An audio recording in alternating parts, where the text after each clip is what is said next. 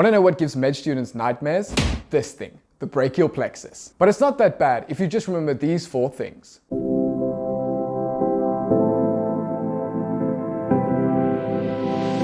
Hi guys, GT here from GTS Medico. And with second year in full swing, we've got our first anatomy tests coming up. Let's tackle one of the more challenging subjects, the brachial plexus, together. Key tip: draw out the brachial plexus. Our brains have a much easier time remembering patterns and drawing things out by hand due to the multisensory integration. At least for me, it was a big help once I started to draw this out by hand. Now, let's get started. I need you to remember to drink cold beer. Roots, trunks, divisions, chords, and branches. Secondly, you've got to remember MARMU. Write this from top to bottom on the right-hand side of your page. This stands for musculocutaneous, axillary, radial, median, and ulnar. These are the final branches. Third, let's remember our roots.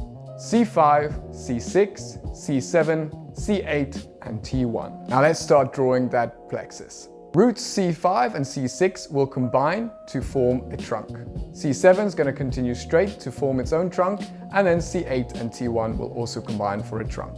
This forms 3 trunks: the upper or superior, the middle or intermediate, and the lower or inferior. These trunks will each give off 2 divisions. These divisions are all anterior or posterior. Draw them anterior, posterior, anterior, posterior, posterior, anterior. The reason for this will become clear soon. Now, the top 2 anterior divisions will combine to form a chord. All 3 posterior divisions will combine to form another chord. And the last anterior division will form its own chord. Now, the middle chord will split into the axillary and the radial branches. These chords will be known as the lateral chord, or the top one, the posterior chord, or the middle one, and the medial chord for the lower one. The posterior one is nice and easy to remember as it's a combination of all 3 posterior divisions. Now lastly, you want to draw a branch from the lateral chord and the medial chord to combine into the median nerve. Now that's it for our big branches. Now let's talk about some of the smaller branches. Firstly, off of the roots, we've got 2 nerves that branch off. From the C5 root, you've got the dorsal scapular nerve. C5, C6, and C7 will all combine to form the long thoracic nerve. Now let's remember the 4th thing for the patterns of the brachial plexus. The rule of 3s. There are 3 sections, top, middle, and bottom, and each one of those will give off 3 smaller nerve branches. The top one is a bit different, so let's talk about that one first. From the upper trunk, you're going to have 2 branches, the suprascapular nerve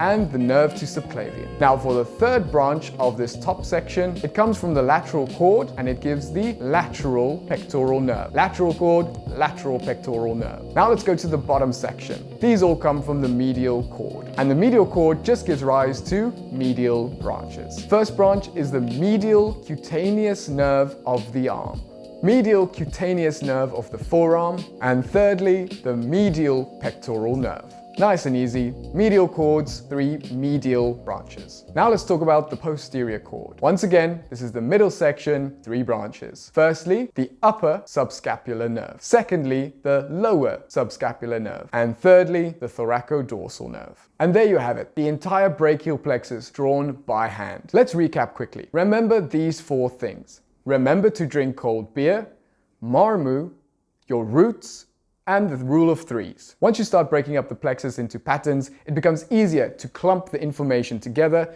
and to draw it out from memory. That's all for this video, guys. I hope it helped. Remember to save this video for when those anatomy exams are coming up. Send this to someone preparing for exams or tests. Like and subscribe, and comment down below, what is your method of remembering tough medical concepts like the brachial plexus? Take care, and I'll see you in the next video.